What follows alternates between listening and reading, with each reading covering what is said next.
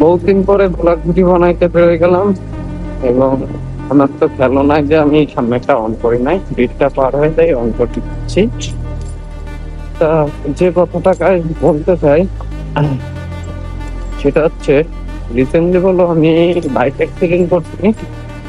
ঠিক আছে, রিসেন্টলি কিছুদিন আগে মানে প্রতিদিন বাইক অ্যাক্সিডেন্ট করছি।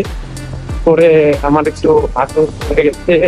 তারপরে এই যে হাতের অবস্থা পুরোই খারাপ।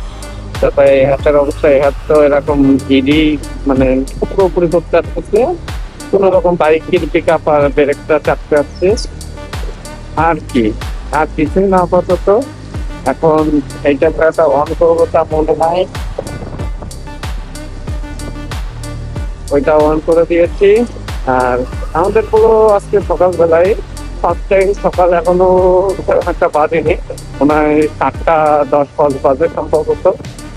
আর এই টাইমে আমি আজকে যাচ্ছি আমাদের বেনাপুলে।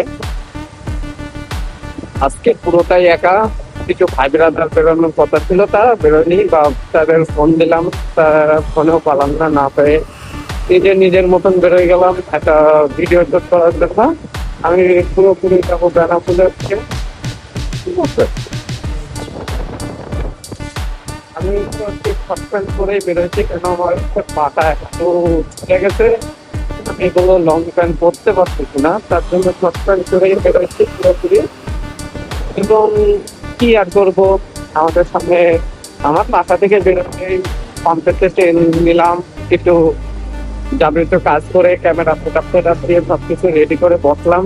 পিছনটা সেটা ভাঙা একটা বাস আসতেছে, হরেন্দ্র কোথাও যাচ্ছে। আর দ্বিতীয় কথা যেটা, আমি ওটা রিসেন্টলি ভাই দিন ধরে ভিডিও আপলোড করতেছে না, খুবই প্যারার ভিতর রয়েছে বা বলতে পারো যে মাথায় একটা বিশাল একটা বড় সড়ো প্যারা রয়েছে।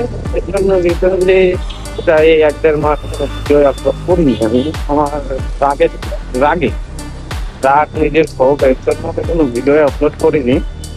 এখন চিন্তা